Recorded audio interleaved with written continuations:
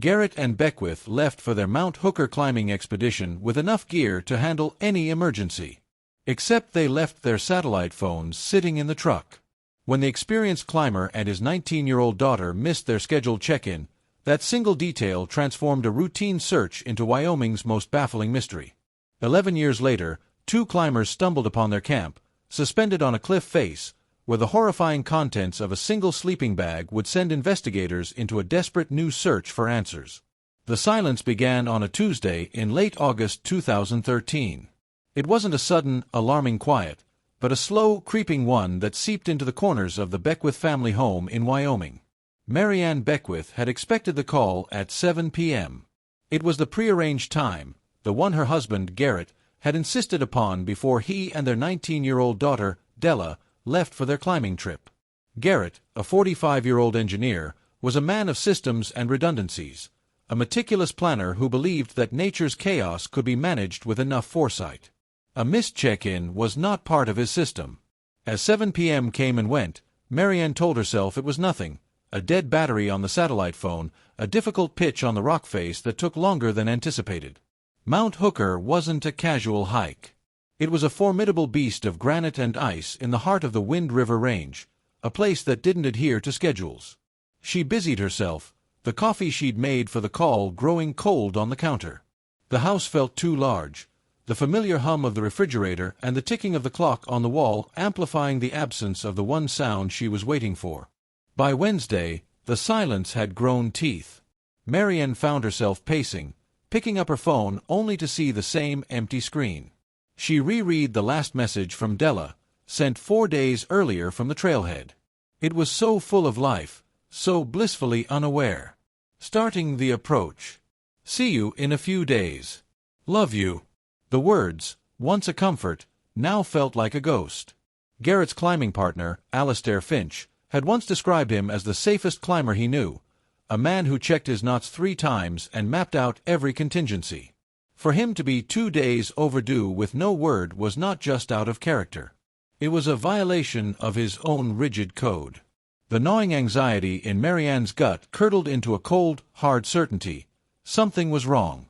Just after noon on Wednesday, her hands shaking slightly, Mary Ann Beckwith dialed the number for the Fremont County Sheriff's Office. She spoke to a calm, professional voice on the other end, her own voice tight as she tried to convey the gravity of the situation without sounding hysterical. She explained that her husband, Garrett, and their daughter, Della, were missing. She detailed their intended route on Mount Hooker, emphasizing Garrett's extensive experience and his unwavering commitment to safety protocols. She recounted the final text message from Della, the words catching in her throat. For the dispatcher, it was a familiar call in a region defined by its wilderness. But the mention of Mount Hooker, coupled with a 2-day silence from an experienced climber, elevated the report. This wasn't a lost tourist on a day hike. This was a high-risk situation in one of the most unforgiving environments in the state. The case was immediately flagged as a high-priority missing persons incident. Within the hour, a deputy was assigned the first procedural step in what everyone knew could become a massive undertaking. His task was simple, yet crucial: drive to the remote trailhead at the edge of the wilderness and confirm the presence of the Beckwith's vehicle. As the deputy's patrol car kicked up dust on the long, unpaved road leading into the mountains, he was driving toward the first piece of a puzzle that would confound investigators for more than a decade. The search for Garrett and Beckwith had officially begun. The drive to the big sandy trailhead was a long, rattling journey into isolation. Deputy Miles Corbin of the Fremont County Sheriff's Office felt the last vestiges of civilization fall away with every mile his patrol car chewed up on the washboard dirt road.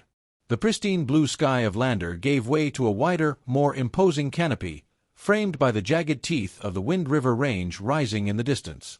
This was a place that didn't just feel empty, it felt ancient and indifferent.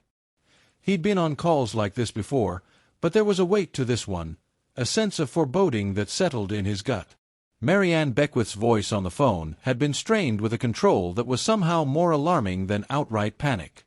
She had described her husband, Garrett, not as a man who could get lost, but as a man for whom getting lost was a logical impossibility. Corbin's tires crunched over the gravel of the trailhead parking lot, a sparse clearing carved out of the pine and aspen forest. There were only a handful of vehicles scattered about. He scanned the lot, his eyes landing on a dark green Ford F-150, its color muted by a thick film of dust and pine pollen. It matched the description. He parked his cruiser and stepped out, the air immediately thinner, cooler. The truck sat silently, looking as if it had been abandoned for weeks. A fine layer of yellow aspen leaves had begun to collect in the groove where the windshield met the hood. It looked exactly as it should, a vehicle left by people who had walked into the wilderness, and had not yet walked out. He ran the plate. It came back registered to Garrett Beckwith. Corbin began his routine inspection, peering through the windows. The cab was tidy, almost Spartan. A few stray maps lay on the passenger seat along with a well-worn guidebook to the Wind River Range. There were no signs of a struggle, no broken glass, nothing to suggest a frantic departure or a violent encounter. It was perfectly, unervingly normal. He tried the door handle. Unlocked. That wasn't unusual out here. Most people felt safer leaving their cars unlocked than risking a broken window for the few non-valuables left inside. Corbin opened the driver's side door and leaned in. The faint scent of stale coffee and pine air freshener hit him. He was looking for a note, a revised itinerary, anything that might offer a clue. His eyes scanned the dash, the center console, then moved to the glove compartment. He popped it open. Inside, nestled between the vehicle's registration and an owner's manual, lay two sleek black devices. They were satellite phones. For a moment, the significance didn't register. Then a cold wave washed over him. He stared at them, his mind racing to reconcile their presence with the facts of the case.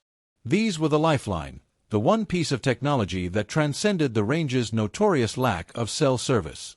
For a man described as a safety fanatic, a meticulous planner undertaking one of the most serious climbs of his life with his daughter, leaving them behind was unthinkable. It wasn't just an oversight. It was a catastrophic error. A decision so fundamentally at odds with the man Marianne Beckwith had described that it threw the entire narrative into chaos. He carefully picked one up. The screen lit up instantly, displaying a full battery. The other was the same. They hadn't been forgotten because they were dead. They had simply been left behind. Corbin keyed his radio, his voice flat, betraying none of the shock he felt. He reported the vehicle found and relayed the discovery of the phones. The calm response from dispatch did little to quell the unease. This single detail shifted the entire axis of the investigation. The prevailing theory of a simple climbing accident, a fall, an injury, now seemed insufficient. This was something else. This was a mystery that began not on the treacherous slopes of Mount Hooker, but right here in the quiet, dusty cab of this truck. Within hours, the trailhead transformed into a bustling command post. Fremont County search and rescue trucks rolled in, followed by vehicles carrying volunteers and equipment. Maps were spread across the hoods of pickups, the immense topography of Mount Hooker and its surrounding peaks reduced to a dizzying web of contour lines. The SAR commander, a man with a face weathered by decades of high-altitude operations, drew a massive search grid, his marker tracing the probable and possible routes the Beckwiths might have taken. The mood was professional and urgent, but an undercurrent of pessimism was already present. Everyone there knew the odds. The Wind River Range was a place that could swallow people whole, leaving not so much as a shoelace behind. The first flights began that afternoon. A search helicopter lifted off, its rotors beating a rhythmic thud against the vast mountain silence. From the air, the scale of the challenge was breathtakingly clear. Mount Hooker wasn't a single peak, but a complex massif of granite walls, sheer couloirs, and shadowed cirques that stretched for miles. The helicopter seemed like a tiny insect against the colossal rock faces. The spotters inside scanned the endless gray and white expanse, looking for a flash of color, a jacket, a tent, a piece of gear, anything that didn't belong. They saw nothing. By the second day, the search had intensified, but the mountain remained silent. Ground teams composed of highly fit SAR members hiked the established trails, shouting Garrett's and Della's names into the wind, their calls swallowed by the immensity of the canyons. They found nothing. Then the weather turned. The crisp blue sky of early autumn bruised to a dark, ominous gray. The temperature plummeted, and a biting wind began to howl down from the high peaks. What started as a cold rain quickly turned to sleet, then snow. The storm, arriving a few weeks earlier than usual, was a brutal physical blow to the search effort. The helicopter was grounded indefinitely. The treacherous, slick rock became a death trap for the ground teams, forcing the SAR commander to make the difficult decision to pull them back. The official search was paralyzed. As the official effort stalled, an unofficial one began. Garrett's old climbing partner, Alastair Finch, arrived at the command post. He was a wiry man in his late 40s, with the quiet intensity of someone who has spent a lifetime in serious environments. He listened to the SAR commander's report, his gaze fixed on the map, his expression grim. He knew, as the officials did, that standard search protocols might not be enough. Garrett was an artist on rock. He was known to be drawn to obscure, challenging lines that wouldn't appear in any guidebook. Alastair made a few calls. Within a day, a small elite group of local climbers had assembled. They were not SAR certified, but they were experts in this specific terrain. They brought their own ropes, their own gear, and an intimate, intuitive knowledge of the mountain that no map could provide. While the official teams had focused on the probable, Alastair's group focused on the improbable. They pored over Garrett's old climbing journals, which Marianne had brought them, looking for notes or aspirations. They targeted unlisted routes, technically demanding faces and remote walls that the official search had deemed too low probability. For days, they pushed themselves to the limits, climbing in the biting cold, their hope dwindling with each empty ledge and silent cliff face. They too found nothing. Not a single carabiner. Not a shred of rope. Not a footprint. After 10 days, the official announcement came. With no new leads, no sign of the Beckwiths, and with winter conditions rapidly setting in, the full-scale search operation was being suspended. It would be scaled back to a limited reactive status. The command post was dismantled. The trucks rolled away, leaving the trailhead parking lot nearly empty once more. Alastair's team, exhausted and defeated, packed their gear in silence. The mountain had won. The case of Garrett and Delab Beckwith, once a frantic rescue operation, now settled into the cold, quiet stillness of a long-term missing persons file. The wilderness had reclaimed its silence, leaving behind only the haunting, inexplicable image of 2 satellite phones sitting fully charged in the glove compartment of a dusty green truck. The years that followed the suspension of the search did not pass gently. They moved with a slow, grinding friction, eroding hope and calcifying grief. For Marianne Beckwith, time became a flat circle, each day a repetition of the one before, anchored to the same profound absence. The house in Lander, once filled with the vibrant energy of her daughter and the steady presence of her husband, became a quiet, meticulously preserved museum of a life that had abruptly stopped. Della's room remained untouched, her posters still on the wall, a stack of books on her nightstand. Garrett's workshop in the garage was a silent testament to his orderly mind, tools hanging on their designated hooks, a half-finished project clamped to his workbench. To move anything felt like a betrayal, an admission that they were never coming back, a concession Marianne was not yet willing to make. In the wider community, the story of the Beckwiths slowly transitioned from a raw, immediate tragedy into a piece of local folklore. It became a cautionary tale, a ghost story whispered at trailheads and in climbing shops. New climbers in the Wind River Range would be told of the expert father and his talented daughter who walked into the mountains and simply vanished, leaving behind only their truck and 2 perfectly good satellite phones. The story served as a grim reminder of the wilderness's absolute power, its capacity to erase even the most prepared. The initial flood of casseroles and condolence calls to Marianne's home dwindled to a trickle, then to a respectful, knowing silence from neighbors who no longer knew what to say. She was trapped in a state of suspended grief, a limbo from which there was no escape because there was no finality. The official case file, thick with search grids, interview transcripts, and technical reports, was moved from an active investigation drawer to a cold case cabinet at the Fremont County Sheriff's Office. It sat there, a testament to a mystery that had resisted every effort to solve it. Then, 3 years after the disappearance, in the summer of 2016, a flicker of possibility broke the stillness. A backpacker, navigating off-trail to fish a remote alpine creek several miles southeast of Mount Hooker, saw a glint of metal in the shallow, clear water. He reached in and pulled out a small hexagonal piece of aluminum, a climbing nut wedged tightly into a crack in a submerged rock. It was a high-end piece of protection gear, weathered but still solid. The hiker, an experienced outdoorsman himself, knew about the Beckwith case. He carefully marked the location and brought the piece of gear to the sheriff's office. The discovery briefly resuscitated the investigation. The local news ran a short segment showing a picture of the climbing nut and rehashing the details of the disappearance. For a few days, it felt like 2013 again. Mary Ann's phone rang with calls from reporters. A detective from the cold case unit was assigned to follow up. He cross-referenced the brand of the nut, a specialized piece made by a small European company, with the inventory of gear Garrett was known to use, compiled from receipts and Alastair Finch's memory. It was a match.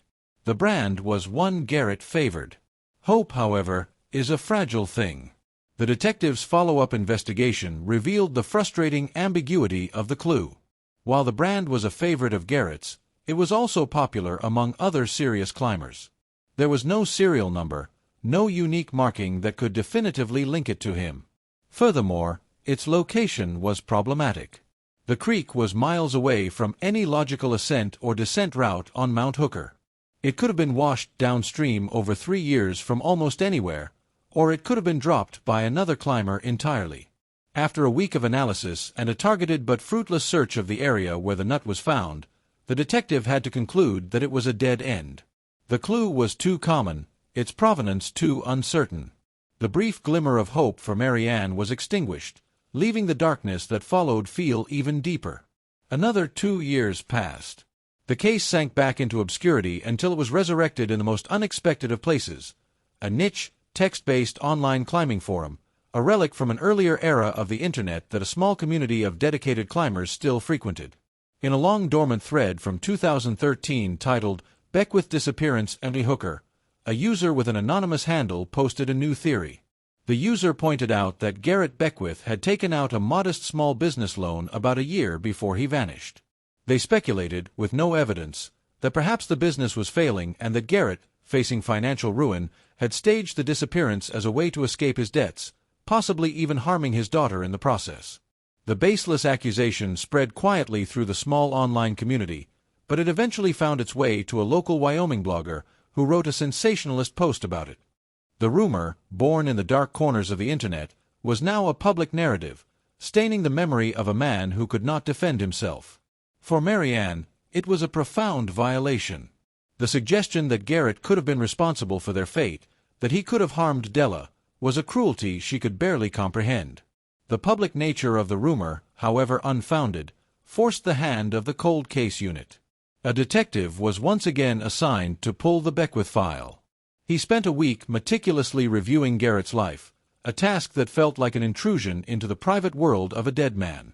He subpoenaed bank records, credit reports, and the loan documents for the small engineering consultancy Garrett had started. The financial picture that emerged was not one of desperation. The business was solvent, if not wildly profitable. The loan payments were all current. Garrett had a healthy life insurance policy, but it was nothing extravagant, and Mary Ann was the sole beneficiary. There were no large cash withdrawals, no liquidated assets, no signs of a man planning to flee his life.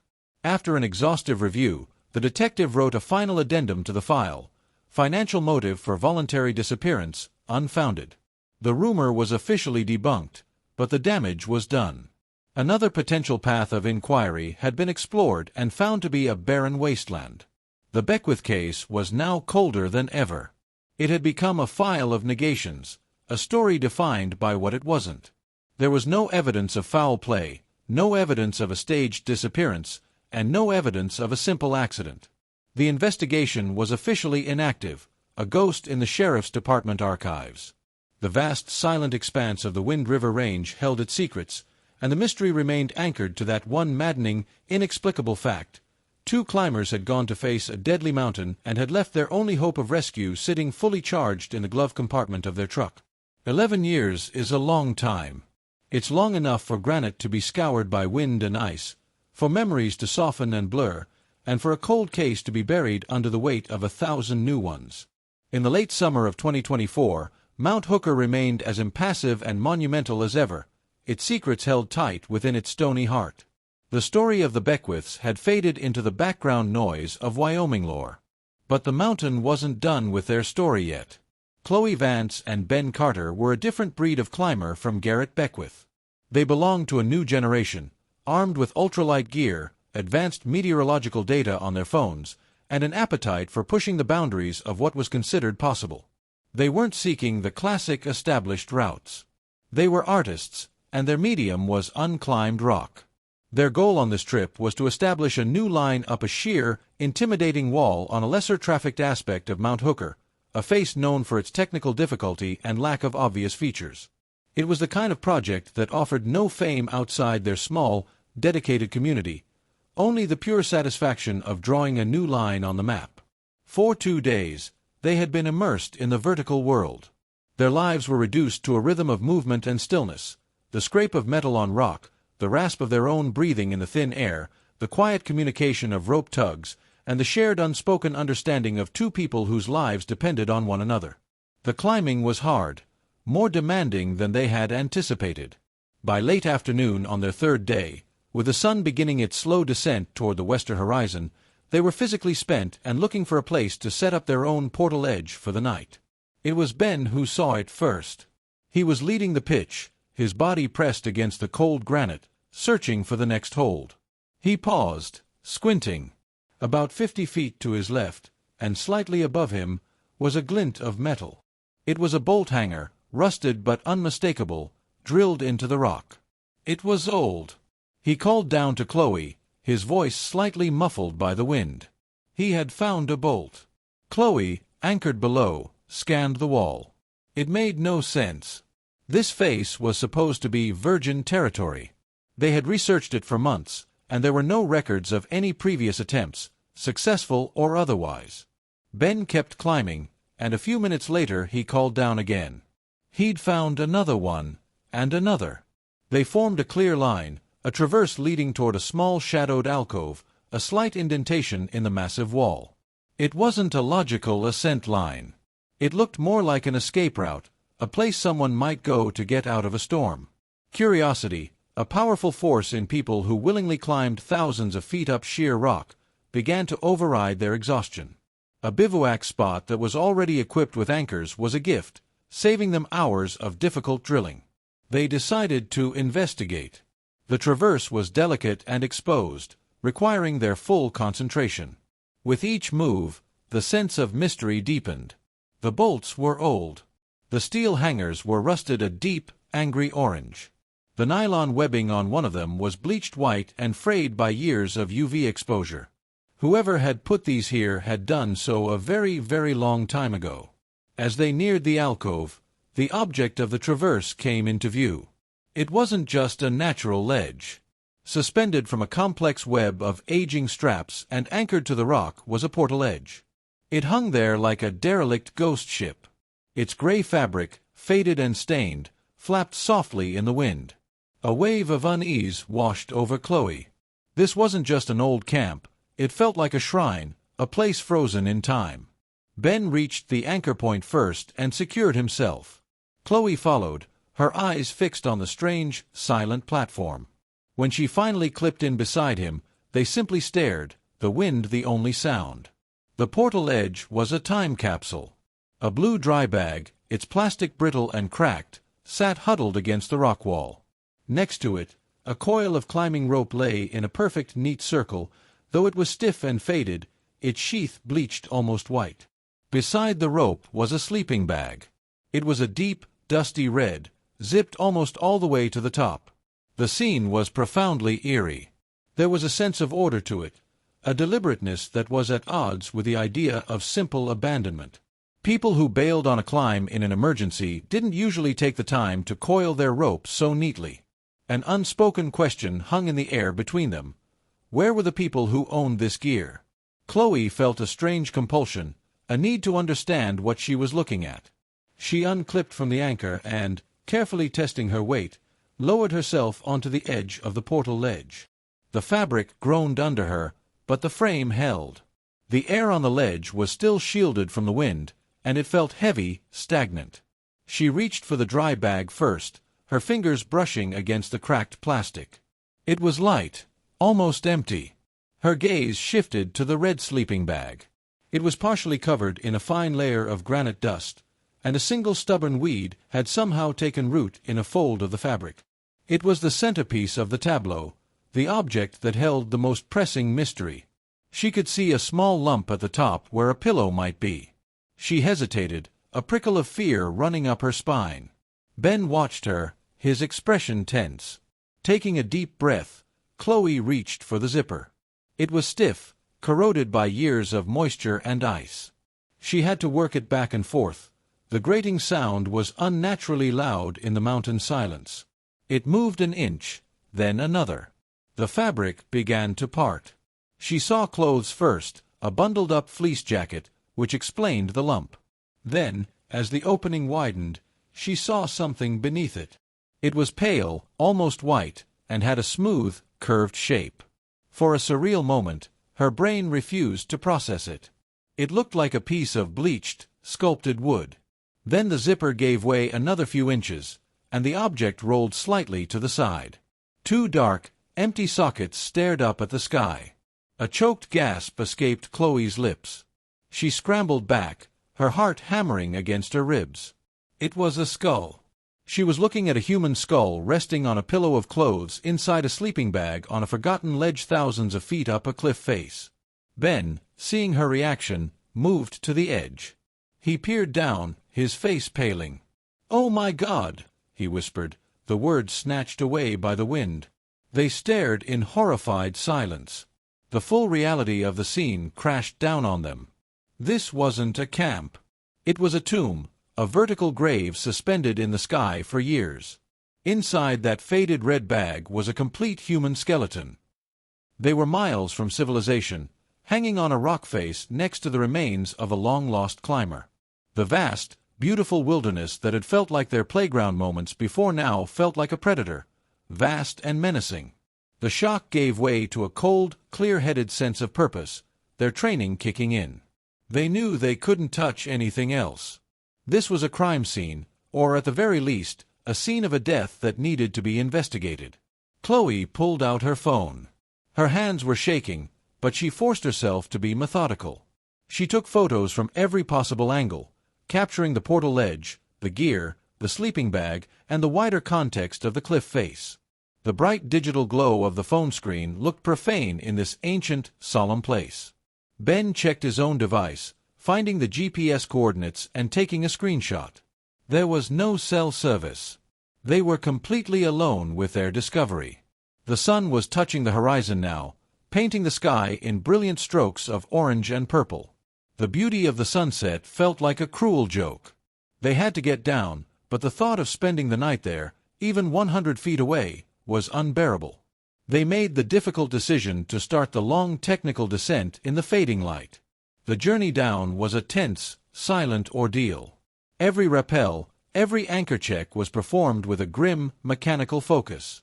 The normal, easy chatter between them was gone, replaced by a heavy silence filled with the image of those two empty eye sockets staring up from the sleeping bag. The mountain, which had been a source of joy and challenge, now felt haunted. They were no longer just climbers. They were messengers carrying a terrible secret out of the wilderness. It was a full 24 hours later, after a sleepless night bivouacked on a lower ledge and a grueling final descent, that they finally stumbled out of the forest and into the big sandy trailhead parking lot. Their legs were trembling with exhaustion, their minds numb with what they had seen. Chloe found a single bar of cell service.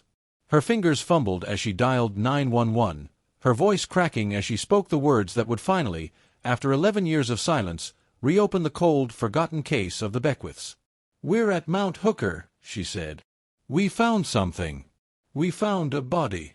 The call from Chloe Vance sent a jolt through the Fremont County Sheriff's Office. A discovery on Mount Hooker, a body on a portal edge. It was a scenario so specific and so strange that it immediately pulled the oldest and coldest case from the archives. The Beckwith file, thick with the dust of 11 years, was laid open on the desk of Detective Isabella Rossi. Rossi was new to the cold case unit, a sharp, tech-savvy investigator who had built a reputation for seeing old evidence with fresh eyes. She was 28 years old, meaning she had been a teenager herself when Garrett and Della Beckwith had vanished. As she read through the initial reports from 2013, the details felt like echoes from another era. The search grids, the suspension notice, the baffling mystery of the satellite phones.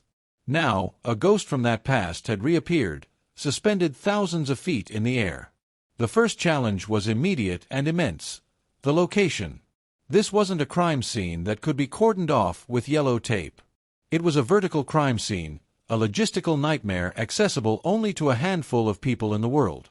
Detective Rossi stood before a massive high-resolution satellite image of Mount Hooker, with Chloe Vance and Ben Carter pointing to a tiny pixelated speck on a sheer granite wall. The operation to process the scene would require a level of collaboration and expertise rarely seen.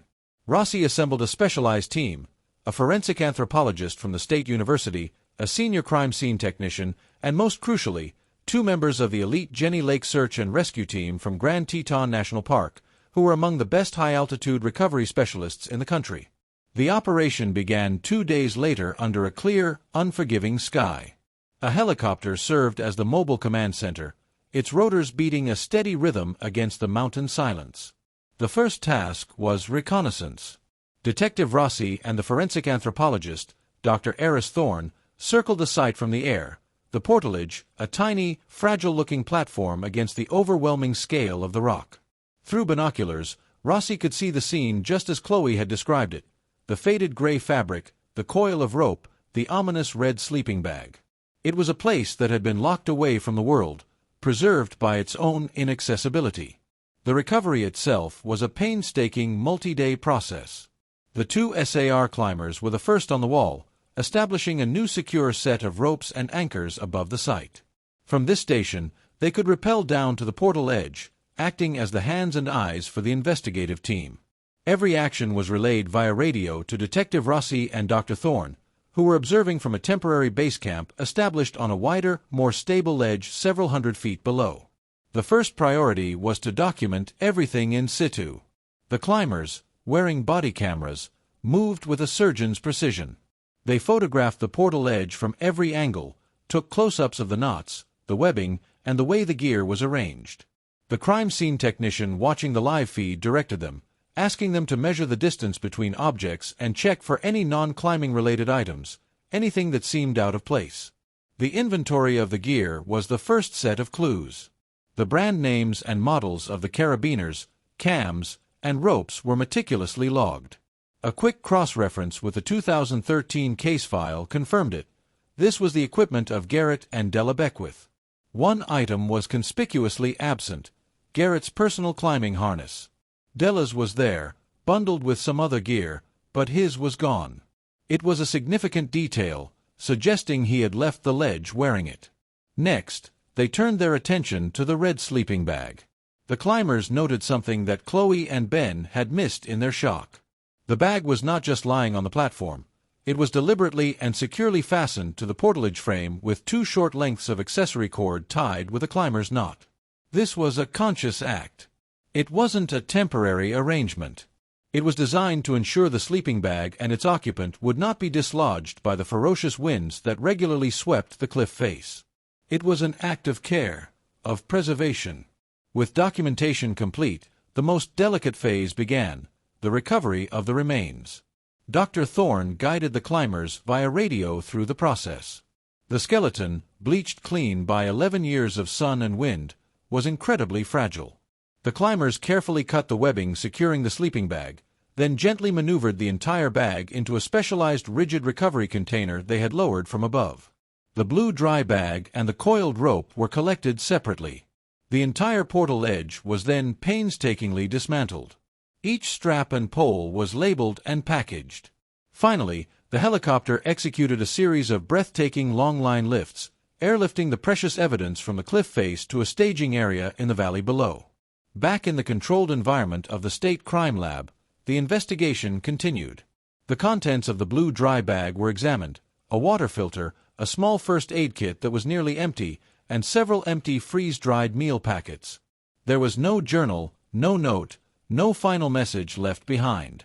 The focus then turned to the remains. Dr. Thorne began his methodical examination. Dental records were flown in from the Beckwith's family dentist.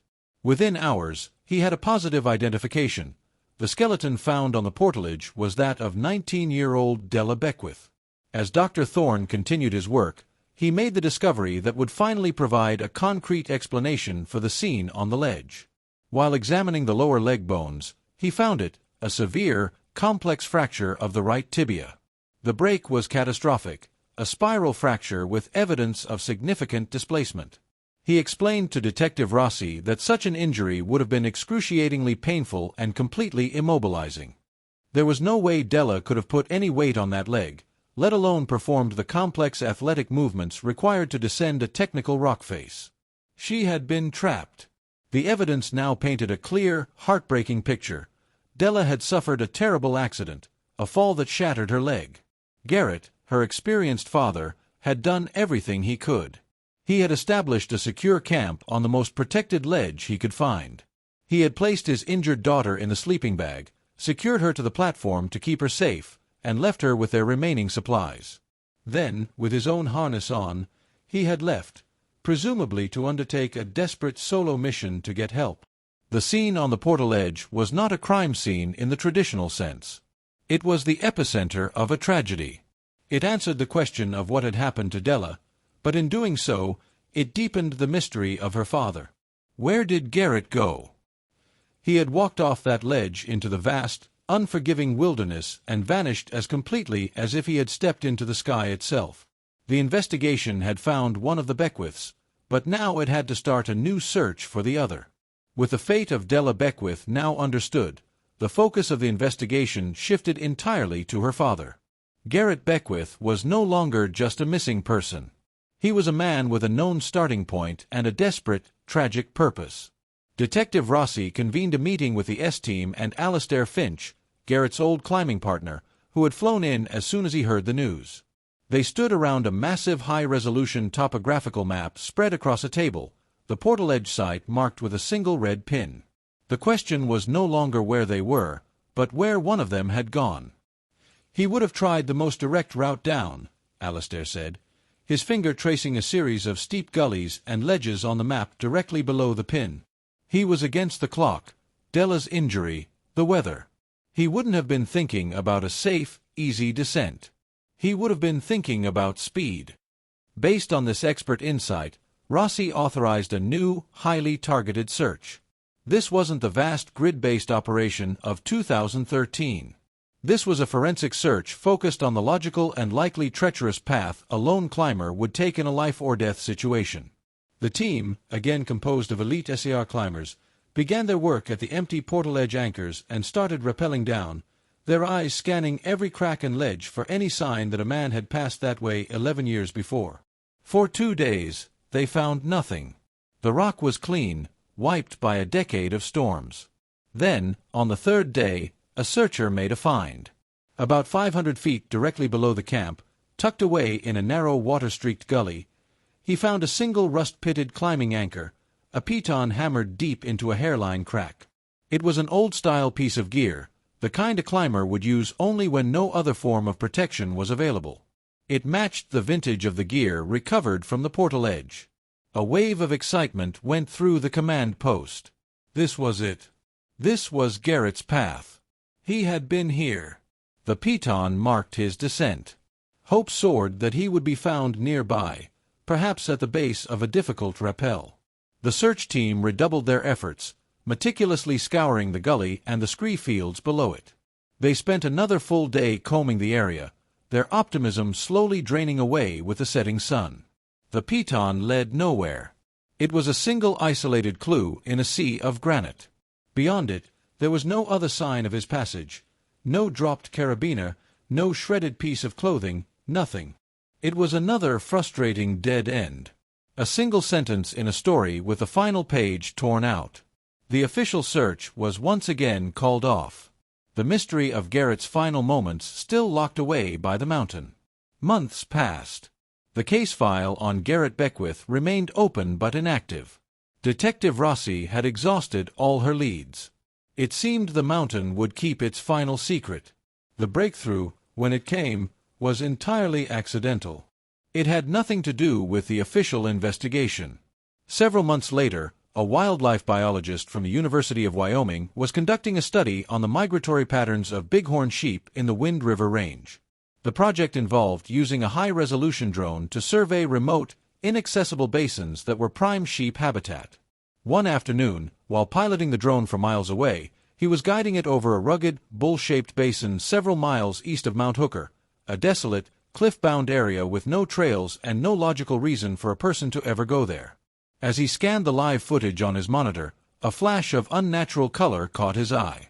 It was a tiny speck of faded blue against the gray and brown of the rocky terrain.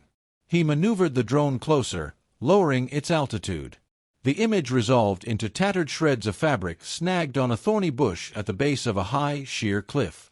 Panning the camera, he saw something else scattered among the rocks nearby, pale white objects that looked disturbingly like bones. He knew the stories. He knew about the Beckwith case. He carefully saved the drone's GPS data and flight logs and immediately contacted the Fremont County Sheriff's Office. Detective Rossi felt a familiar surge of adrenaline. She dispatched a team, including herself and Dr. Aries Thorne, via helicopter to the coordinates provided by the biologist. Landing nearby was impossible, so the team had to be lowered by long line into the basin. The moment their boots hit the ground, they knew the basin was a natural trap, surrounded on three sides by unclimbable cliffs. The scene was grim. 11 years of harsh weather and animal activity had taken their toll. The remains were scattered and fragmented.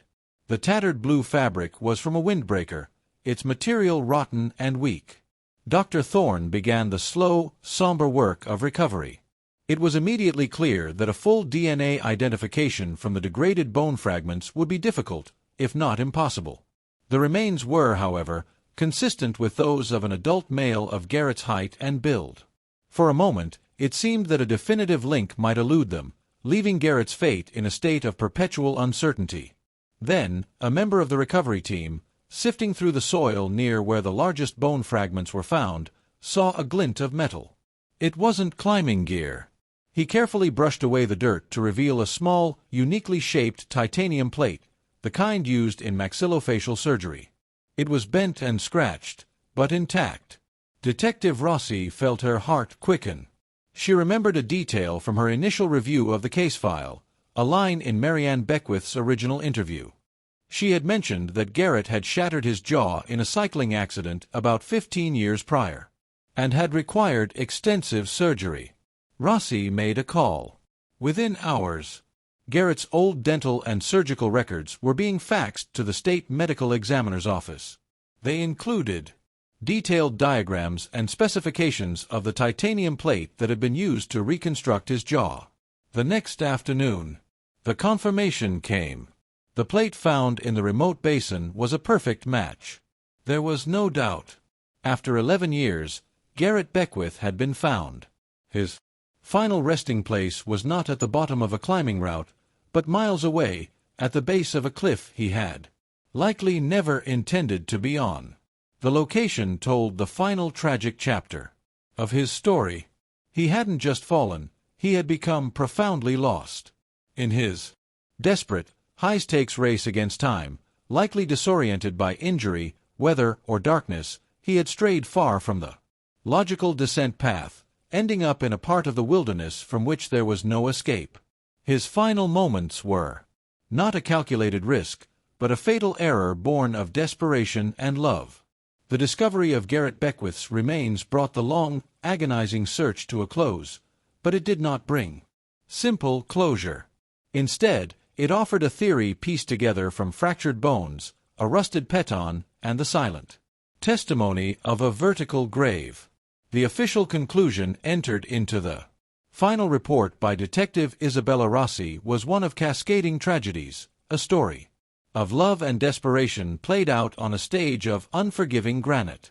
The prevailing theory accepted by the investigators and by Marianne Beckwith herself was as logical as it was Heartbreaking. The story began with a misstep on the rock, a moment of misfortune that resulted in Della's severe leg fracture. From that instant, their ambitious climbing adventure transformed into a desperate fight for survival. Garrett, the meticulous planner, did everything right. He established a secure camp on the portalage, a fortress against the elements. He stabilized his daughter's injury as best he could, placed her in the sleeping bag to protect her from the biting wind and cold, and consciously secured her to the platform, an act of a father ensuring his child would be safe while he was gone. He left her with their supplies, a small comfort in an impossible situation. Then, wearing his harness and taking only the most essential gear, he embarked on a solo mission for help. A descent he knew was fraught with peril. His path marked by that single lonely peton showed his initial intent. But somewhere in the treacherous gullies and ledges below, something went wrong.